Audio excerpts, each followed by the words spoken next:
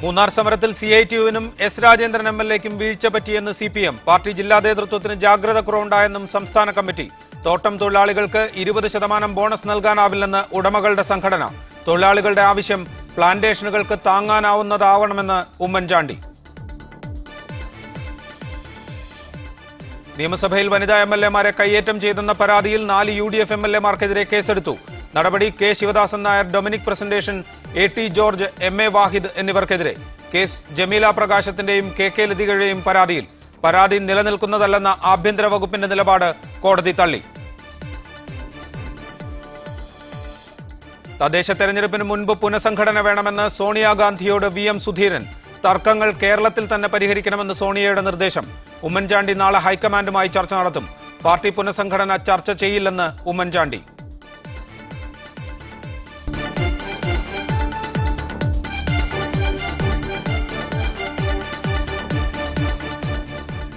Budget അവതരണത്തിനിടെ നിയമസഭയ്ക്കകത്തുണ്ടായ അക്രമ സംഭവങ്ങളിൽ Sivadasan നായർക്കും Dominic പ്രസന്റേഷനുമെതിരെ കേസെടുത്തു.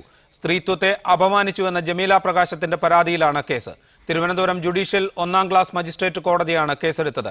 KK ലതികയുടെ പരാതിയിൽ AT ജോർജിനെതിരെയും MA വാഹിദിനെതിരെയും കേസെടുത്തിട്ടുണ്ട്. കഴിഞ്ഞ ബജറ്റ് ദിവസം നിയമസഭയിലുണ്ടായ അനിഷ്ട സംഭവങ്ങൾക്കിടയിൽ തങ്ങളെ അപമാനിക്കാൻ ശ്രമിച്ച MLA-മാർക്കെതിരെ കേസെടുക്കണമെന്നാവശ്യപ്പെട്ട് KK ലതികയും ജമീല പ്രകാശവും DGPക്ക് പരാതി നൽകിയിരുന്നു. എന്നാൽ പരാതി നിലനിൽക്കുന്നതല്ലെന്നായിരുന്നു ആഭ്യന്തര വകുപ്പിന്റെ നിലപാട്. തുടർന്ന് ഇരുവരും കോടതിയെ സമീപിച്ചു. ജമീല പ്രകാശം നൽകിയ പരാതിയിൽ K Sivadasan Nair, Dominic Presentation എന്നിവർക്കെതിരെയും KK ലതികയുടെ പരാതിയിൽ MA വാഹിദ്, AP ജോർജ് എന്നീ MLA-മാർക്കെതിരെയുമാണ് തിരുവനന്തപുരം ജുഡീഷ്യൽ 1ാം ക്ലാസ് മജിസ്ട്രേറ്റ് കോടതി സ്വമേധയാ കേസെടുത്തിരിക്കുന്നത്. സ്ത്രീത്വത്തെ അപമാനിക്കൽ, അന്യായമായി തടഞ്ഞുവെക്കൽ തുടങ്ങിയ കുറ്റങ്ങളാണ് 4 MLA-മാർക്കെതിരെയും ചുമത്തിയിട്ടുള്ളത്. നേരിട്ട് ഹാജരാകണമെന്നാവശ്യപ്പെട്ട് കോടതി ഇവർക്ക് നോട്ടീസ് അയക്കുകയും ചെയ്തിട്ടുണ്ട്. അടുത്ത ഏപ്രിൽ 20-ന് കേസ് കോടതി വീണ്ടും പരിഗണിക്കും. ഇതിനിടയിൽ ആഭ്യന്തര വകുപ്പ് തള്ളിയ കേസിൽ കോടതി സ്വമേധയാ കേസെടുത്തതോടെ സ്വാഭാവികമായും സർക്കാരിന് ഇക്കാര്യത്തിൽ മറുപടി പറയേണ്ടതായും വരും. മീഡിയ 1 തിരുവനന്തപുരം.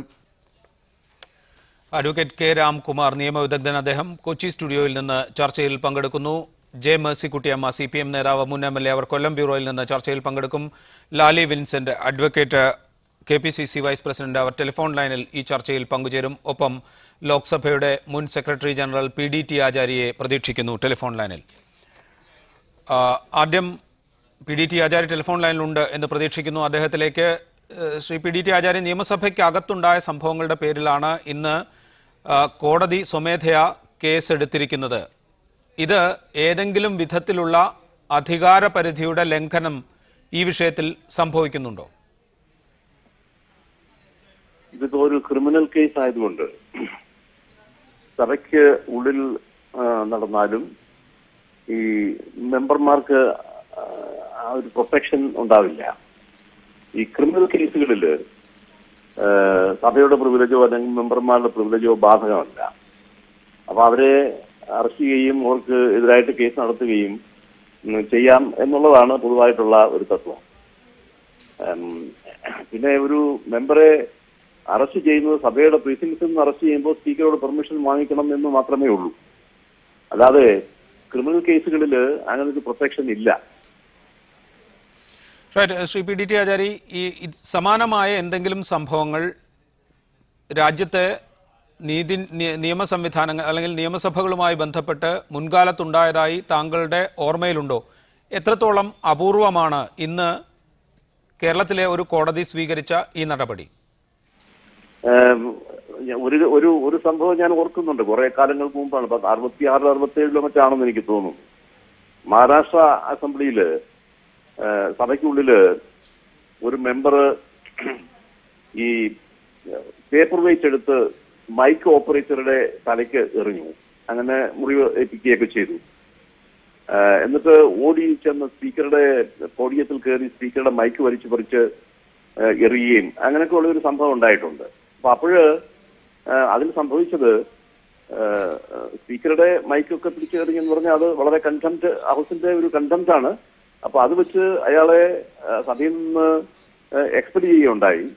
പക്ഷേ ഈ പേപ്പർ വെയിറ്റ് എടുത്ത് മൈക്ക് ഓപ്പറേറ്ററുടെ തലയ്ക്കെറിഞ്ഞ് അയാൾക്ക് മുറിവുണ്ടാക്കിയത് ക്രിമിനൽ കേസ് ആയതുകൊണ്ട് അത് IPCയിലെ ക്രിമിനൽ കേസ് അയാൾക്കെതിരായിട്ട് ചാർജ് ചെയ്യുകയും അയാൾ പിന്നെ ജയിൽവാസം അനുഷ്ഠിക്കുകയും ചെയ്യേണ്ടി വന്നിട്ടുണ്ട്. അങ്ങനെ ഒരു കേസ് എനിക്ക് ഓർമ്മയുണ്ട്. അല്ലാതെ മറ്റൊന്നും എനിക്ക് അങ്ങനെ ഓർമ്മയില്ല. കാരണം അധികം സംഭവിക്കാത്ത ഒരു സംഗതിയാണിത്. ശ്രീ PDT അതിൽ അവസാനമായ ഒരു കാര്യം കൂടി, ഇപ്പോൾ കോടതി കേസെടുക്കാൻ തീരുമാനിച്ചിരിക്കുന്നു. ആരോപണ വിധേയരായ MLA-മാരോട് നേരിട്ട് ഹാജരാകാനും പറഞ്ഞിരിക്കുന്നു. ഈ പരാതി നേരത്തെ വനിതാ അംഗങ്ങൾ സ്പീക്കർക്ക് നൽകിയിരുന്നതാണ്. സ്പീക്കർ അതിന്മേൽ നടപടികളൊന്നും സ്വീകരിച്ചതുമില്ല. സ്വാഭാവികമായും സഭയുടെ അധിപനായ സ്പീക്കർക്ക് ഒരു പരാതി കൊടുക്കുകയും അതിന്മേൽ നടപടി സ്വീകരിക്കാതിരിക്കുകയും ചെയ്തത് ഈ കേസിന്റെ നടത്തിപ്പിനിടയിൽ ഒരു വിഷയമായി വരാൻ സാധ്യതയുണ്ടോ? ഇല്ല, അത് സ്പീക്കറുടെ നടപടി ഇതുമായിട്ട് ബന്ധപ്പെടേണ്ട കാര്യമില്ല. കാരണം സ്പീക്കറുടെ നടപടി എന്ന് പറയുന്നത് അത് തികച്ചും സഭയ്ക്കുള്ളില് അത് പ്രിവിലേജിന്റെയോ കണ്ടംപ്റ്റിന്റെയോ ഒരു പ്രശ്നമായിട്ടാണ്. അപ്പൊ അതും ക്രിമിനൽ കേസുമായിട്ട് ബന്ധമൊന്നുമില്ല. സ്പീക്കർ നടപടി എടുത്തോ ഇല്ലയോ എന്നുള്ളത് വേറൊരു പ്രശ്നമാണ്. ക്രിമിനൽ കേസ് അത് അതിന്റെ രീതിയിൽ തന്നെ മുമ്പോട്ട് പോകും. മറ്റേ സ്പീക്കർ നടപടി എടുക്കാഞ്ഞത് എന്തുകൊണ്ടാണ് എന്നൊന്നും അത് സ്പീക്കർക്കേ അറിയുള്ളൂ. പക്ഷെ ഇത് തമ്മിൽ കൂട്ടിക്കുഴയ്ക്കേണ്ട കാര്യമില്ല. റൈറ്റ്, വളരെയധികം നന്ദി ശ്രീ PDT ആചാര്യ ഞങ്ങളോട് ഈ ഘട്ടത്തിൽ പ്രതികരിച്ചതിന്. അഡ്വക്കേറ്റ് രാംകുമാർ, കേസെടുത്ത കോടതി ആരോപണ വിധേയരായ MLA-മാരോട് നേരിട്ട് ഹാജരായി വിശദീകരണം നൽകാനാണ് ആവശ്യപ്പെട്ടിരിക്കുന്നത്. ഈ സംഭവത്തിൽ കോടതി ഇനി സ്വീകരിക്കുന്ന തുടർ നടപടികൾ, ഈ വിശദീകരണം കേട്ടതിന് ശേഷം സ്വീകരിക്കാനിടയുള്ള തുടർ നടപടികൾ എന്തൊക്കെയാണ്? കേസ് അന്വേഷണം പോലീസിനെ ഏൽപ്പിക്കുകയാണോ കോടതി സാധാരണ നിലയ്ക്ക് ഇത്തരം സംഭവങ്ങളിൽ ചെയ്യുക?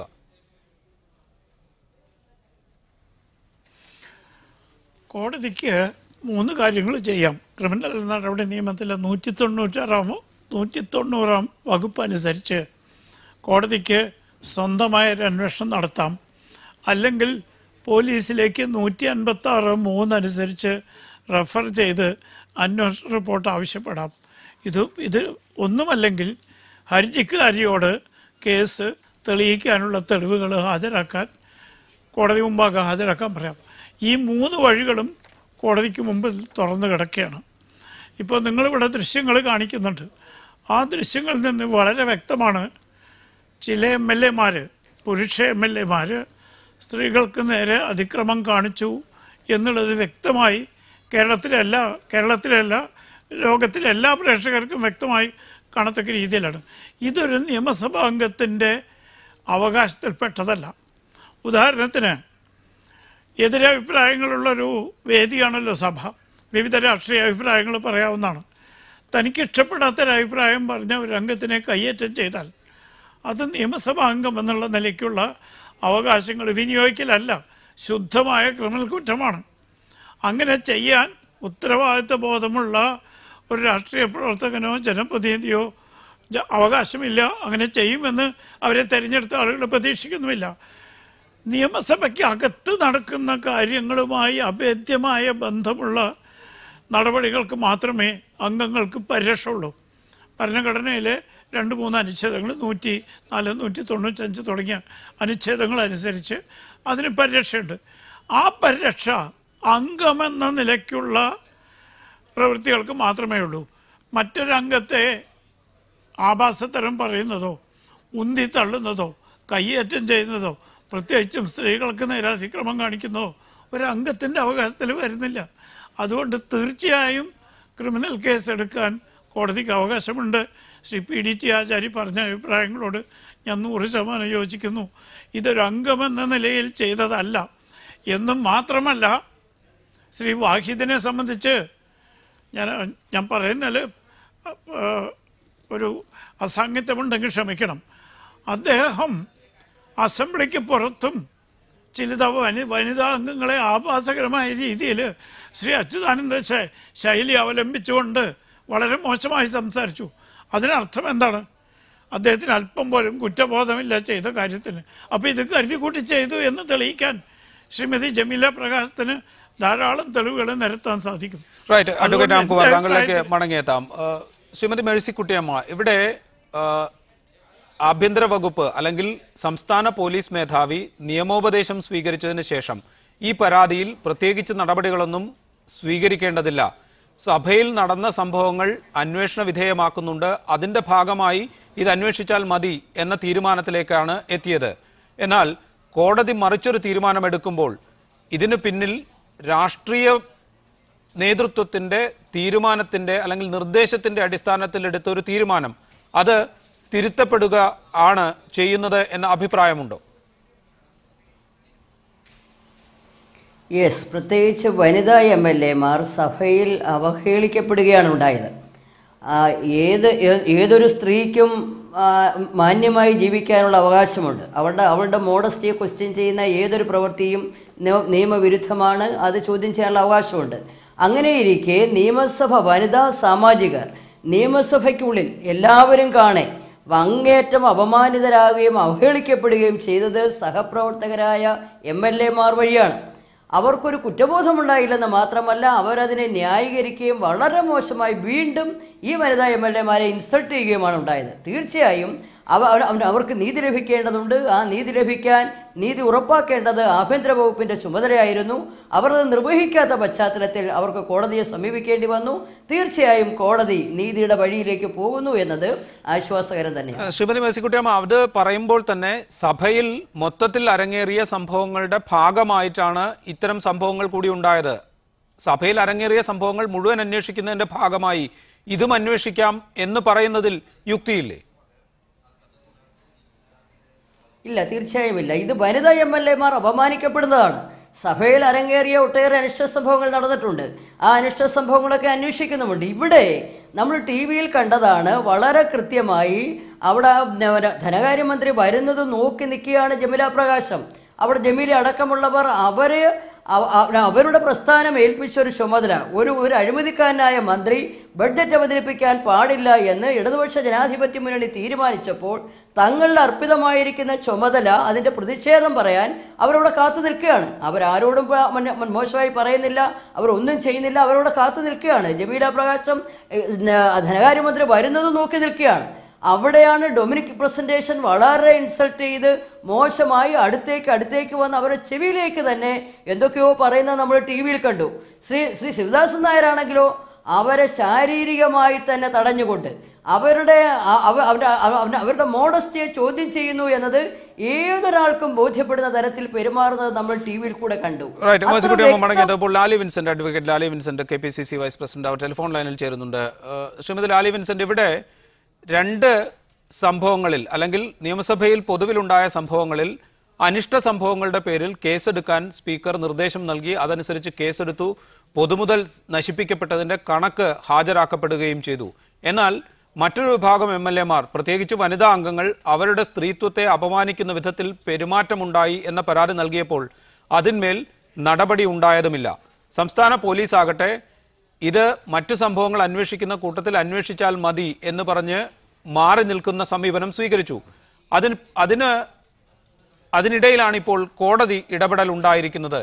ഇനി സർക്കാരിന് ഇക്കാര്യത്തിൽ സ്വീകരിച്ച നടപടികളെ ന്യായീകരിച്ച് പ്രതിരോധിക്കാൻ എത്രമാത്രം സാധിക്കും? അല്ല, ഇവിടെ സർക്കാരിനെ ന്യായീകരിക്കേണ്ടതോ പ്രതിരോധിക്കേണ്ടതോ ആയ ആവശ്യം വരുന്നില്ല. MLA-മാർക്കെതിരെ വന്നിരിക്കുന്ന FIR-നെ പോലീസാണ് തീർച്ചയായിട്ടും ഡിഫാക്ടോ കംപ്ലൈനന്റിന്റെ മൊഴിയെടുക്കേണ്ടതും സാക്ഷികളെ ചോദ്യം ചെയ്യേണ്ടതും അവരിൽ നിന്ന് അന്വേഷണത്തിന്റെ ഒരു ഫൈനൽ റിപ്പോർട്ട് കോടതിയിൽ കൊടുത്ത് ഇവർ കുറ്റക്കാരാണോ അല്ലയോ എന്ന് പറയേണ്ടത്. ഇത് ബഹുമാനപ്പെട്ട കോടതിയുടെ മുമ്പാകെ ശ്രീമതി ജമീല പ്രകാശത്തിന്റെ പരാതിയുടെ പുറത്തെടുത്ത കേസിന്റെ പ്രാരംഭഘട്ടം മാത്രമേ ആയിട്ടുള്ളൂ. അന്നേ ദിവസം നിയമസഭയിൽ നടന്ന കയ്യാങ്കളികളിൽ ആണെന്നോ പെണ്ണെന്നോ വ്യത്യാസമില്ലാതെ MLA-മാർ ആ രീതിയിലാണ്, അവർ MLA-മാർ എന്നുള്ള രീതിയിലാണ് പരസ്പരം വഴക്കുണ്ടാക്കിയതും തടഞ്ഞതും അടികൂടിയതും ചീത്ത വിളിച്ചതും കേരളത്തിലെ എല്ലാ ആളുകൾക്കും അപമാനമുണ്ടാകത്തക്ക രീതിയിൽ പെരുമാറിയതും. ജനം തെരഞ്ഞെടുത്ത് വിജയിപ്പിച്ച് അസംബ്ലിയിലേക്ക് അയച്ച വ്യക്തികൾ അവരുടെ പ്രതികരണ രീതി എത്ര മോശമാണ് ഒരു പ്രതികൂല സാഹചര്യത്തിൽ എന്നുള്ളതാണ് നാം മനസ്സിലാക്കിയത്. പിന്നീടാണ് അത് സ്ത്രീത്വത്തിന്റെ അപമാനം എന്നുള്ള രീതിയിൽ ചർച്ച ചെയ്യപ്പെടുകയും ബഹുമാനപ്പെട്ട കോടതിയുടെ മുമ്പിൽ ഇപ്പോൾ വിഷയം എത്തുകയും ചെയ്തത്. സ്ത്രീകളോട് ചെയ്യുന്ന കുറ്റകൃത്യങ്ങൾക്ക് തീർച്ചയായിട്ടും ശിക്ഷ വേണം എന്ന അഭിപ്രായക്കാരിയാണ് ഞാൻ. പക്ഷെ അവിടെ ഉണ്ടായത് സ്ത്രീകളോടുള്ള അപമാനമായിരുന്നില്ല. MLA-മാർ പരസ്പരം ഉണ്ടാക്കിയ അവരുടെ സ്പർദ്ധയും വൈരാഗ്യവും പരിസര ബോധമില്ലാത്ത സംസ്കാരവും പെരുമാറ്റവും അവരിയ്ക്കുന്ന കസേരയോടുള്ള ബഹുമാനക്കുറവുമാണ്. ഇതിനെയാണ് ഗൗരവമായി കാണേണ്ടതും. ഇതിലാണ് പൊതുമുതൽ നശിപ്പിച്ചു, ഇരുന്ന കസേരയോട് ബഹുമാനക്കുറവ് കാണിച്ചു, തിരഞ്ഞെടുക്കപ്പെട്ട പ്രതിനിധി എന്നുള്ള രീതിയിൽ പാലിക്കേണ്ട പെരുമാറ്റച്ചട്ടം പാലിച്ചിട്ടില്ല. അഡ്വക്കേറ്റ് ലാലി വിൻസെന്റ്, ഇത് ഈ കാര്യങ്ങൾ ഗൗരവത്തോടെ കാണുമ്പോൾ തന്നെ വനിതാ അംഗങ്ങൾ സ്പീക്കർക്ക് നൽകിയ പരാതി, അവർ DGPക്ക് നൽകിയ പരാതി, അതിന്മേൽ കൂടി ഉചിതമായ നടപടികൾ ഉണ്ടാകേണ്ടതായിരുന്നില്ലേ? അതിൽ വീഴ്ചയുണ്ടായി എന്നാണ് കോടതി ഇപ്പോൾ കേസെടുക്കുമ്പോൾ ജനം മനസ്സിലാക്കുക. അല്ല, അതിൽ വീഴ്ചയുണ്ടായി എന്ന് ജനം മനസ്സിലാക്കുന്നില്ല. ബഹുമാനപ്പെട്ട കോടതിയുടെ മുമ്പിലെത്തിയ ഒരു പരാതിയിൽ ഒരു അന്വേഷണം ആരംഭിക്കുന്നേ ഉള്ളൂ. ഈ അന്വേഷണത്തിന്റെ യഥാർത്ഥ റിപ്പോർട്ട് ബഹുമാനപ്പെട്ട കോടതിയിൽ എത്താതെയും ആരുടെയെങ്കിലും പേരിൽ കുറ്റപത്രം അവതരിപ്പിക്കാതെയും നമുക്കിപ്പോൾ ആരെയും കുറ്റപ്പെടുത്തി പറയാൻ കഴിയില്ല. അവിടെ തന്നെ അന്നത്തെ നിയമസഭയിലെ ശ്രീമതി ലാലി വിൻസെന്റ്, അവിടെ ഒരു കാര്യം, പ്രാഥമികമായി ഒരു കേസ് രജിസ്റ്റർ ചെയ്ത് അന്വേഷണം നടത്തേണ്ട കാര്യമുണ്ട് എന്ന് കോടതിക്ക് ബോധ്യപ്പെട്ടതിന്റെ അടിസ്ഥാനത്തിലായിരിക്കുമല്ലോ കേസ് രജിസ്റ്റർ ചെയ്യാനും ആരോപണ വിധേയരായ ആളുകളോട് നേരിട്ട് ഹാജരാകാനും കോടതി ആവശ്യപ്പെടുന്നത്. ഇതേ പ്രക്രിയ ഒരുപക്ഷെ പോലീസിന് നൽകിയ പരാതിയുടെ കാര്യത്തിൽ, പ്രത്യേകിച്ച് വനിതാ അംഗങ്ങൾ സ്ത്രീത്വത്തെ അപമാനിച്ചു എന്ന് കാണിച്ചൊരു പരാതി നൽകുമ്പോൾ ഈ നടപടിക്രമങ്ങൾ ഉണ്ടാകേണ്ടതായിരുന്നില്ലേ? അല്ല, കോടതിക്ക് ബോധ്യപ്പെടണമെന്നില്ല. കോടതിയുടെ മുമ്പിൽ ഒരു പരാതി വന്നാൽ കോടതിക്ക് ചെയ്യാവുന്ന ഏറ്റവും ആദ്യത്തെ നടപടിയാണ് കോടതി ചെയ്തിട്ടുള്ളത്. ഈ പെറ്റീഷന്റെ യഥാർത്ഥത്തിലേക്ക് കോടതി മുമ്പോട്ട് പോയിട്ടില്ല. പ്രാഥമികമായി അന്വേഷണം നടക്കട്ടെ എന്ന് മാത്രമേ കോടതി തീരുമാനിച്ചിട്ടുള്ളൂ. ഇനിയാണ് അന്വേഷണത്തിന്റെ പുറത്ത്, സാക്ഷിമൊഴികളുടെ പുറത്ത്, തെളിവുകളുടെ പുറത്ത് എന്തൊക്കെയാണ് സംഭവിച്ചത് എന്ന് കോടതിക്ക് മുമ്പിൽ വിശദമായ അഡ്വക്കേറ്റ് ലാലി വിൻസെന്റ്, മടങ്ങിയെത്താം താങ്കളിലേക്ക്. ദയവായി ടെലിഫോൺ ലൈനിൽ തുടരണം എന്ന് അപേക്ഷിക്കുന്നു. ES ബിജിമോൾ ചേരുന്നുണ്ട് ടെലിഫോൺ ലൈനിൽ. ശ്രീമതി ബിജിമോൾ, ഇന്നത്തെ കോടതി നടപടിയെ എങ്ങനെയാണ് താങ്കൾ നോക്കിക്കാണുന്നത്? നേരത്തെ സ്പീക്കർക്കും DGPക്കും നൽകിയ പരാതിയിൽ ഉചിതമായ നടപടികൾ ഉണ്ടാകാത്തതിനൊരു പരിഹാരം കോടതിയിൽ നിന്നുണ്ടാകും എന്ന് പ്രതീക്ഷിക്കുന്നുണ്ടോ? എല്ലായ്പ്പോഴും നമ്മൾ ഈ ജനാധിപത്യ സംവിധാനങ്ങളുടെ നിലനിൽക്കുന്ന വ്യവസ്ഥാപിത സംവിധാനങ്ങൾ പരാജയപ്പെടുമ്പോൾ ആശ്രയിക്കുന്നത് കോടതിയാണ്. ഈ ഘട്ടത്തിലും അത്തരം ഒരു ആശ്രയമാണ് വനിതാ MLA-മാരുടെ ഭാഗത്തു നിന്നുണ്ടായത്. കോടതിയുടെ ഭാഗത്തു നിന്ന് ഉണ്ടായിട്ടുള്ള ഒരു നിലവിൽ കോടതി എടുത്തിട്ടുള്ള തീരുമാനം സ്വാഗതാർഹമാണ്. ES ബിജിമോൾ, നേരത്തെ DGPക്ക് പരാതി നൽകിയപ്പോൾ സഭയിൽ മൊത്തത്തിൽ നടന്ന സംഭവങ്ങളുടെ കൂടെ ഇതും അന്വേഷിക്കാം എന്ന പ്രതികരണമാണോ നിങ്ങൾക്ക് ലഭിച്ചിരുന്നത്? അത്തരമൊരു അന്വേഷണം ഏതെങ്കിലും തരത്തിൽ നടന്നതായി അറിവുണ്ടോ? സുഹൃത്തെ, നിയമസഭയ്ക്കകത്ത് ഈ സംഭവം ഉണ്ടായപ്പോൾ ഏറ്റവും ബഹുമാന്യനായിട്ടുള്ള സ്പീക്കർ, അദ്ദേഹത്തിന്റെ നടപടിയാണ് ഏറ്റവും അധികം വേദനിപ്പിച്ചത്. നിഷ്പക്ഷനായി നിലപാട് സ്വീകരിക്കേണ്ട സ്പീക്കർ യഥാർത്ഥത്തിൽ ഒരു രാഷ്ട്രീയ പാർട്ടിയുടെ ഭാഗമായി നിന്ന് നിലപാട് വിശദീകരിക്കുന്ന കാഴ്ചയാണ് ഞങ്ങൾ കണ്ടത്. മറ്റൊന്ന്, DGPക്ക് പരാതി കൊടുത്തപ്പോൾ സ്വാഭാവികമായി സ്പീക്കറാണ് നിഷ്പക്ഷമായി നിലപാട് വിശദീകരിക്കേണ്ടത് എങ്കിൽ അദ്ദേഹത്തിന്റെ ഭാഗത്തു നിന്നുണ്ടായത് തന്നെ ഏറെ വേദനാജനകമാണ്. പിന്നീട് DGPയുടെ മുമ്പിലേക്കോ അല്ലെങ്കിൽ മറ്റേതെങ്കിലും സംവിധാനങ്ങളിലേക്കോ പോയിട്ട് പ്രത്യേകിച്ച് എന്തെങ്കിലും പ്രതീക്ഷ ഉണ്ട്, അങ്ങനെ ഒരു പ്രതീക്ഷയില്ല. എന്നിട്ട് ഞങ്ങൾ ഗവർണർക്ക് പരാതി കൊടുക്കാൻ പോയി, ഗവർണർക്ക് പരാതി കൊടുത്തു. അവിടെ ഒന്നും നീതി കിട്ടാത്ത ഒരു സാഹചര്യത്തിലാണ് കോടതിയെ സമീപിക്കുന്ന സാഹചര്യം ഉണ്ടായത്. അപ്പം നിലവിലുണ്ടായത് തന്നെ നമുക്ക് ആശ്രയിക്കാൻ കഴിയുമായിരുന്ന എല്ലാ സംവിധാനങ്ങളും ഒരുപോലെ പരാജയപ്പെടുകയും തിരസ്കരിക്കുകയും ചെയ്യുന്ന ഒരു സാഹചര്യത്തിലാണ് കോടതിയെ സമീപിക്കേണ്ടി വന്നത്. നിലവിൽ നമ്മൾ പ്രതീക്ഷിച്ച നമ്മളെ സഹായിക്കേണ്ട സംവിധാനങ്ങളെല്ലാം ഒരുപോലെ കൈവിടുകയും അനാവശ്യമായി വിമർശിക്കുകയും ഒക്കെ ചെയ്യുന്ന കാഴ്ചകൾ കണ്ടതാണ്. മാധ്യമ ലോകമടക്കം കണ്ടുനിന്ന കേൾവിക്കാരും കാഴ്ചക്കാരുമായി നിന്നവരും ഒക്കെ ഒട്ടനവധി വ്യത്യസ്തങ്ങളായിട്ടുള്ള വിമർശനങ്ങൾ നടത്തിയതിന് ഞങ്ങൾ സാക്ഷികളാണല്ലോ, ഞങ്ങൾ അനുഭവിച്ച ആളുകളാണല്ലോ. അതുകൊണ്ട് ഞാൻ അതിന്റെ വിശദാംശങ്ങളിലേക്കൊന്നും പോകുന്നില്ല. എന്തായാലും കോടതി നിന്ന് ഉണ്ടായ ഈ വിധി സ്വാഗതാർഹമാണ്. നന്ദി ബിജിമോൾ ഈ ഘട്ടത്തിൽ പ്രതികരിച്ചതിന്. അഡ്വക്കേറ്റ് രാംകുമാർ, ഇവിടെ അഡ്വക്കേറ്റ് ലാലി വിൻസെന്റ് സൂചിപ്പിക്കുന്നത് പോലെ തന്നെ ഈ കേസിന്റെ നടപടിക്രമങ്ങൾ പ്രാഥമികമായി തുടങ്ങിവെക്കുകയാണ് കോടതി ചെയ്തിരിക്കുന്നത്. അതങ്ങനെ ആയിരിക്കെ തന്നെ നേരത്തെ സ്പീക്കറും പിന്നീട് DGPയും സ്വീകരിച്ച നടപടികളെ പരോക്ഷമായെങ്കിലും ഈ കോടതി ഉത്തരവ് വിമർശിക്കുന്നില്ലേ, നേരിട്ടല്ലെങ്കിൽ കൂടിയും? അല്ലെങ്കിൽ ധാർമ്മികമായി അവർ ചെയ്തത് ശരിയല്ല എന്നൊരു പ്രതീതി ഈ കോടതി നടപടി സൃഷ്ടിക്കുന്നില്ലേ? അല്ലല്ല, അത് രണ്ടും രണ്ട് മേഖലയിലാണ്. നിയമസഭയ്ക്കകത്ത് അരോചകമായ പലതും നടന്നു എന്ന് പറഞ്ഞ് സ്പീക്കർക്കാണ് പരാതി കൊടുക്കേണ്ടത്. ഇപ്പോൾ പ്രേക്ഷകർ മുഴുവൻ കണ്ടതാണല്ലോ, ഇരുഭാഗത്തും തെറ്റ് പറ്റിയിട്ടുണ്ട്. പക്ഷെ ഇതൊക്കെയാണെങ്കിലും എതിരഭിപ്രായമുള്ള പ്രത്യേകിച്ചും സ്ത്രീ സാമാജികരെ ബലം പ്രയോഗിച്ച് കൈയേറ്റം ചെയ്യുകയും അവരുടെ അഭിമാനത്തെ ചോദ്യം ചെയ്യുക എന്നുള്ള പ്രവൃത്തി വളരെ ഗൗരവമായൊരു വിഷയമാണ്. അത് തീർച്ചയായും ക്രിമിനൽ കേസിൻ്റെ മേഖലയിൽ വരുന്ന ഒരു ദുഷ്പ്രവൃത്തി തന്നെയാണ്. അതിന് സ്പീക്കറിൽ നിന്നോ പോലീസിൽ നിന്നോ നീതി കിട്ടിയിട്ടില്ലെങ്കിൽ ഈ രാജ്യത്തെ പൗരന്മാർ എവിടെ പോകുക? അവസാനത്തെ ആശ്രയമായ കോടതിയിൽ. ആ കോടതിയിൽ നിയമസഭയ്ക്ക് നടത്തുന്ന തെളിവുകൾ, നിങ്ങൾ കാണിക്കുന്ന ദൃശ്യങ്ങളടക്കം കോടതിക്ക് പരിശോധിക്കാം, മാധ്യമങ്ങളിൽ വന്ന വാർത്തകൾ പരിശോധിക്കാം, കണ്ടവരെ വിസ്തരിക്കാം. ഇതൊക്കെ കഴിഞ്ഞ് ഇത് നിയമസഭാ സാമാജികർ എന്ന നിലയ്ക്കല്ല, അരുതാൻ പാടില്ലാത്ത ഒരിക്കലും ഒരു MLA ഭാഗത്തുനിന്ന് വരാൻ പാടില്ല പ്രവൃത്തികൾ ഉണ്ടെന്ന് കണ്ടാൽ കോടതിക്ക് അവരെ ശിക്ഷിക്കാം. അതും പോലീസ് നടത്തിയ അന്വേഷണങ്ങളും നിയമസഭാ സ്പീക്കർക്ക് കൊടുത്ത പരാതിയും തമ്മിൽ ബന്ധപ്പെടുത്തേണ്ട യാതൊരു വിഷയമില്ല. കോടതിയുടെ മുമ്പിൽ ഒരു കയ്യേറ്റ കേസാണ്, സ്ത്രീത്വത്തെ അവമാനിച്ചു എന്നുള്ള കേസാണ്. ഇന്ത്യൻ ശിക്ഷാ നിയമത്തിലെ വിവിധ വകുപ്പുകൾ അടങ്ങുന്ന കുറ്റം ചെയ്തു എന്ന പരാതിയാണ് കോടതിയുടെ അകത്തുള്ളത്. അത് നിയമസഭയ്ക്ക് അകത്താണെങ്കിലും കുറ്റകരമാണ് എന്ന് തെളിയിക്കേണ്ട ബാധ്യത പരാതിക്കാരിക്ക് തീർച്ചയായിട്ടും ഉണ്ട്. അതാണ് കോടതിയുടെ പ്രവർത്തന മേഖല. അതും സ്പീക്കറുടെ അധികാരവുമായി ബന്ധപ്പെടുത്തുന്നത് ശരിയല്ല. സ്പീക്കർ പ്രവർത്തിക്കാതിരിക്കുന്നതിനെ ഒരു വിമർശനമായി കാണുന്നതും ശരിയല്ല. അഡ്വക്കേറ്റ് രാംകുമാർ, ആ ചോദ്യം ഉന്നയിക്കാനിടയായ ഒരു സാഹചര്യം, സ്ത്രീത്വത്തെ അപമാനിക്കുന്ന വിധത്തിൽ പെരുമാറ്റമുണ്ടായി അല്ലെങ്കിൽ കയ്യേറ്റമുണ്ടായി എന്നൊരു പരാതി ഏതൊരു സ്ഥാപനത്തിൻ്റെ മേധാവിക്കും അല്ലെങ്കിൽ അതിൻ്റെ ചുമതലക്കാരനും ലഭിച്ചാൽ നടപടി സ്വീകരിക്കുക അല്ലെങ്കിൽ അത് അന്വേഷണത്തിന് ശുപാർശ ചെയ്ത് വിടുക എന്നത് നിയമപരമായി തന്നെ നിലനിൽക്കുന്ന ഒരു സംഗതിയല്ലേ?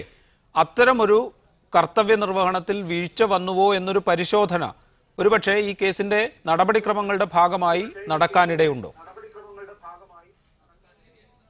അതല്ല, സ്പീക്കറുടെ നടപടികൾ സാധാരണ രീതിയിൽ കോടതികൾക്ക് പരിശോധിക്കാൻ പറ്റില്ല. ചുരുങ്ങിയ പരിധിക്കൊഴിച്ച്. ഇപ്പോൾ സുപ്രീം കോടതി പല കേസുകളിലും അതിൻ്റെ പരിധികൾ പ്രഖ്യാപിച്ചിട്ടുണ്ട്. ഉദാഹരണത്തിന് ഡിസ്ക്വാളിഫിക്കേഷൻ കേസുകളിൽ സ്പീക്കറുടെ നടപടി കോടതികൾക്ക് പരിശോധിക്കാം. യെഡ്യൂരപ്പ കേസിന് ശേഷം കർണാടക നിയമസഭയിൽ നടന്ന ഒരുപാട് ക്രമരഹിതമായ പ്രവൃത്തികളെക്കുറിച്ച് സുപ്രീം കോടതി വിമർശിച്ചുകൊണ്ടാണല്ലോ ആ കാര്യത്തിൽ ഇടപെട്ട്. പരിമിതമായ രീതിയിൽ സ്പീക്കറുടെ സഭയ്ക്കുള്ളിലെ നടപടിക്രമത്തിൽ ഇടപെടാൻ കോടതികൾക്ക് അധികാരം നൽകുന്നു. സ്പീക്കർ തെറ്റ് ചെയ്തു എന്ന് കണ്ട് ഒരു മജിസ്ട്രേറ്റ് കോടതിക്ക് സ്പീക്കറെ വിമർശിക്കുകയോ സ്പീക്കറുടെ നടപടി തെറ്റാണോ പറയാൻ ഈ രാജ്യത്ത് നിലനിൽക്കുന്ന നിയമം അനുവദിക്കുന്നില്ല. കേസിൻ്റെ വ്യവസ്ഥകളിൽ പോയി കുറ്റം ചെയ്തിട്ടുണ്ടോ എന്ന് പരിശോധിച്ച് കുറ്റക്കാരെ ശിക്ഷിക്കാനുള്ള അധികാരം കോടതികൾക്കുണ്ട്. ആ അധികാരം കുറ്റം നടന്നത് നിയമസഭയ്ക്ക് അകത്താണെങ്കിലും ക്രിമിനൽ കുറ്റമാണെങ്കിൽ ശിക്ഷിക്കാനുള്ള ബാധ്യത ഈ രാജ്യത്തെ ക്രിമിനൽ കോടതി കൈകാര്യം ചെയ്യുന്ന ന്യായാധിപർക്കാണ്. റൈറ്റ്, മടങ്ങിയെത്താം. ശ്രീമതി മേഴ്സിക്കുട്ടിയമ്മ, ഇപ്പോൾ നിയമപരമായ കാര്യങ്ങൾ അഡ്വക്കേറ്റ് രാംകുമാർ വളരെ വ്യക്തമായി തന്നെ പറഞ്ഞു. പക്ഷേ ധാർമ്മികമായൊരു ബാധ്യത അത് സ്പീക്കറുടേതാണെങ്കിലും DGPയുടേതാണെങ്കിലും ഒക്കെ ഇവിടെ ചോദ്യം ചെയ്യപ്പെടുന്നില്ലേ? അതെ, തീർച്ചയായും. ഇപ്പോൾ ശ്രീമതി ലാലി വിൻസെൻ്റ് പറഞ്ഞു, കോടതി ഒന്നും നടപടി എടുത്തിട്ടില്ല, ചുമ്മാതൊരു ഇതാണ്.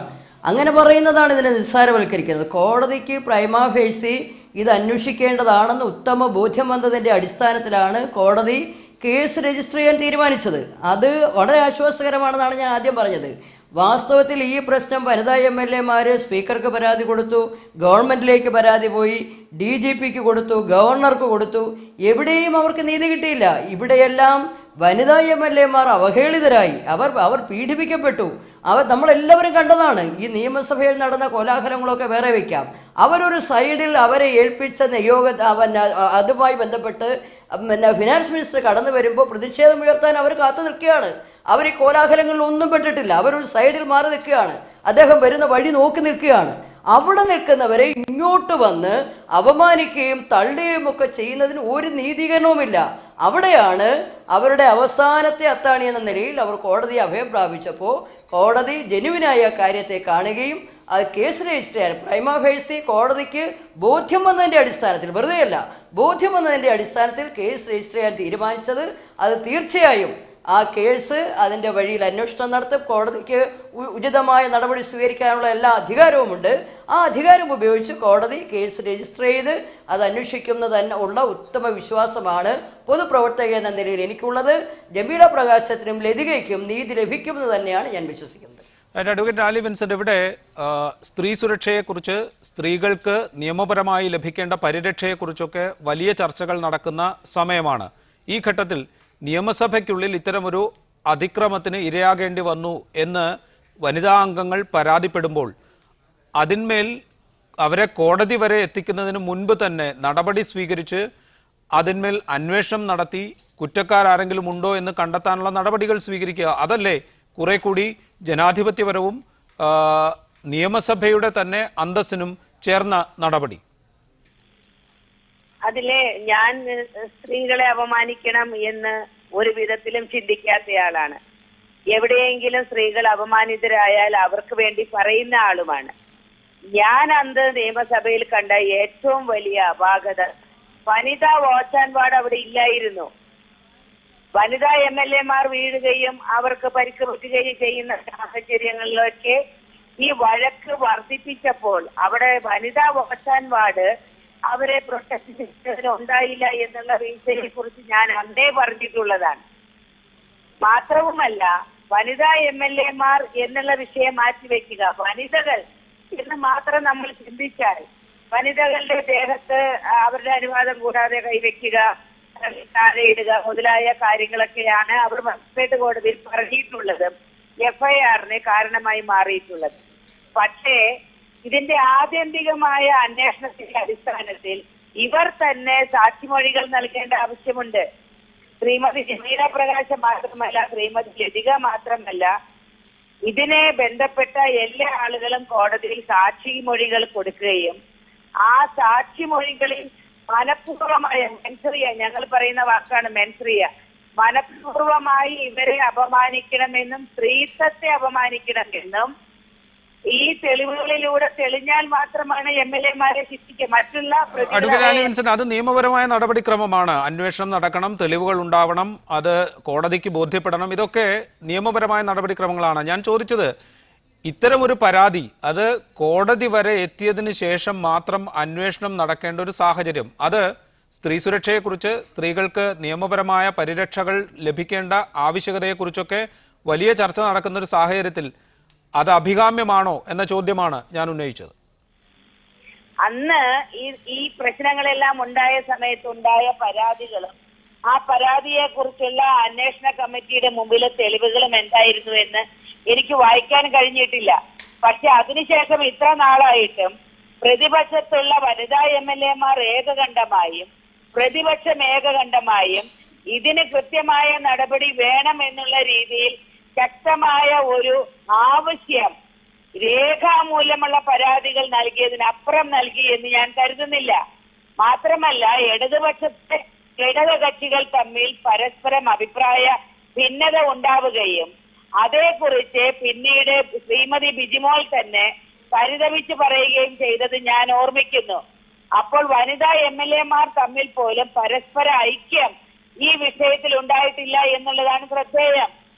അതേപോലെ തന്നെ വനിതയായ ശ്രീമതി ജയലക്ഷ്മിയെ ഒരു ഭാഗത്ത് വലിയ പ്രശ്നങ്ങളൊന്നും ഉണ്ടാക്കാതെ ഒതുങ്ങിയിരിക്കുന്ന കാഴ്ചയും മാധ്യമങ്ങളിലൂടെ ഇങ്ങനെ കാണിക്കുന്നുണ്ടായിരുന്നു.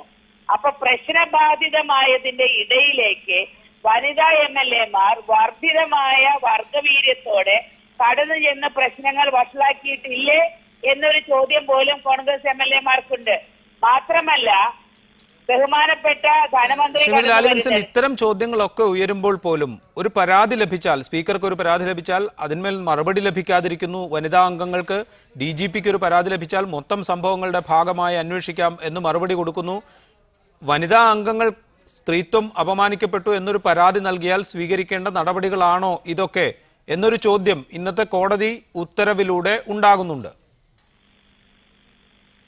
എന്നോടാണോ? അതെ.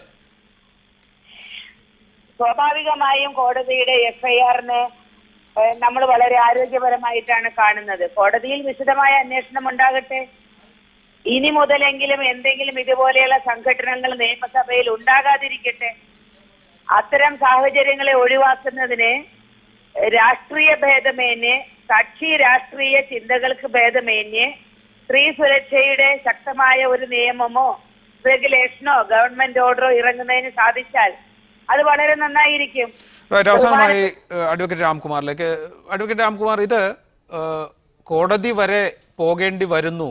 ഒരു വനിതാ ജനപ്രതിനിധികൾക്ക് അവരുടെ പരാതിയിന്മേൽ അന്വേഷണമോ നടപടിയോ എടുക്കണമെങ്കിൽ കോടതിയെ സമീപിക്കേണ്ടി വരുന്ന ഒരു സാഹചര്യം പൊതുവിൽ വിലയിരുത്തുമ്പോൾ ഒരു ജനാധിപത്യ സമ്പ്രദായത്തിൽ എത്രത്തോളം അഭികാമ്യമാണ്?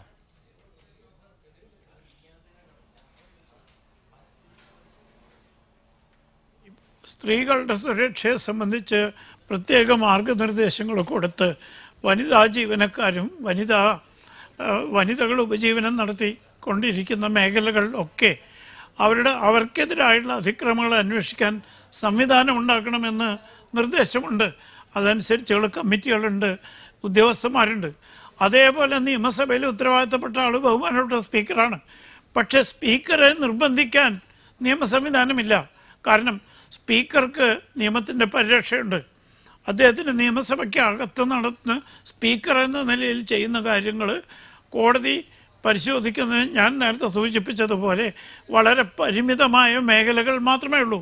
പക്ഷേ DGP നടപടി എടുത്തില്ലെങ്കിൽ തീർച്ചയായും ഈ വനിതാ MLAമാർക്ക് ഹൈക്കോടതിയോ മറ്റു കോടതിയോ സമീപിക്കാമായിരുന്നു. അവർ തിരഞ്ഞെടുത്തത് മജിസ്ട്രേറ്റ് കോടതിയെ സമീപിക്കാനാണ്. അതിലെന്താ തെറ്റ്? കാരണം ഹൈക്കോടതിയിൽ സാധാരണ രീതിയിൽ തെളിവെടുപ്പ് നടക്കില്ല. അപ്പോൾ പോലീസിനോട് അന്വേഷിക്കാൻ പറയും. പോലീസ് അന്വേഷിച്ച് വീണ്ടും പഴയ ഗതിയിൽ വരും.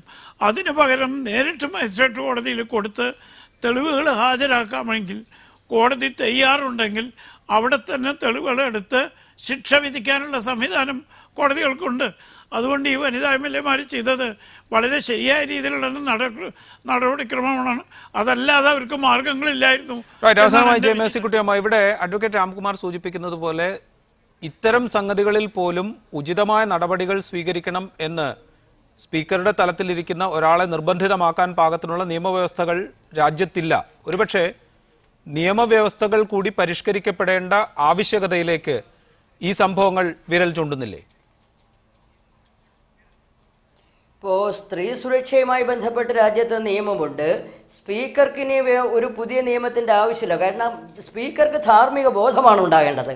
തൻ്റെ സഭയിലെ തൻ്റെ അംഗങ്ങൾ പീഡിപ്പിക്കപ്പെട്ടു, അപമാനിക്കപ്പെട്ടു എന്ന് അവർ പരാതി കൊടുക്കുക. ഇവിടെയുള്ള പ്രശ്നം ശ്രീമതി ലാലി വിൻസെന്റ് സൂചിപ്പിച്ചു. വനിതാ വാച്ചാൻപാട് ഉണ്ടായില്ല അവിടെ. ശരിയാണ്, വനിതാ വാച്ചാൻപാട് ഉണ്ടാകത്തപ്പോൾ വനിതാ വാച്ചാൻപാടിൻ്റെ ജോലി പുരുഷ MLAമാർ എന്തിനു ഏറ്റെടുക്കണം? അവർക്ക് ഔചിത്യം വേണ്ടേ? അവരെ ജോലി ഏറ്റെടുക്കേണ്ടതില്ലല്ലോ. അവിടെ ഒന്നും ചെയ്യാതെ, ആരെയും ഉന്തുകയോ തള്ളുകയോ ചെയ്യാതെ അവിടെ ധനമന്ത്രി വരുന്നത് നോക്കി നിൽക്കുന്ന MLAമാരോട് ഇങ്ങോട്ട് ഇടിച്ചു കയറി അവരോട് മോശമായി ചെവിയിൽ വരെ പോയി പറയുന്ന ഡൊമിനിക് പ്രസന്റേഷനെ നമ്മൾ കണ്ടു. എന്നിട്ട് ശിവദാസൻ നായർ ശാരീരികമായി തള്ളുന്നത് നമ്മൾ കണ്ടു. ഇതൊന്നും അവരുടെ ചുമതലയല്ല. അവർ തൻ്റെ സഹപ്രവർത്തകരെ അപമാനിക്കുക എന്ന ലക്ഷ്യം വെച്ചുകൊണ്ട് ചെയ്ത പണിയാണിത്. ഇത് വിഷ്വൽസിലെല്ലാം നമ്മൾ കണ്ടതാണ്. ക്ലിയറായ എവിഡൻസ്. ജയമേഴ്സിക്കുട്ടിയമ്മ, ഇക്കാര്യങ്ങൾ നമ്മൾ നേരത്തെ സംസാരിച്ചതാണ്, പലകുറി ഈ വിഷയം ചർച്ച ചെയ്തതുമാണ്. ഇതിന്റെ ഇന്ന് കോടതി സ്വീകരിച്ച നടപടികളെ ഏത് വിധത്തിൽ വിശകലനം ചെയ്യാം എന്നാണ് സ്പെഷ്യൽ എഡിഷൻ പരിശോധിച്ചത്. അഡ്വക്കേറ്റ് രാംകുമാർ, ജയമേഴ്സിക്കുട്ടിയമ്മ, ലാലി വിൻസെന്റ്, ഒപ്പം PDT ആചാരി, ES ബിജിമോൾ നന്ദി അറിയിക്കുന്നു ഈ ചർച്ചയിൽ പങ്കെടുത്തതിന്.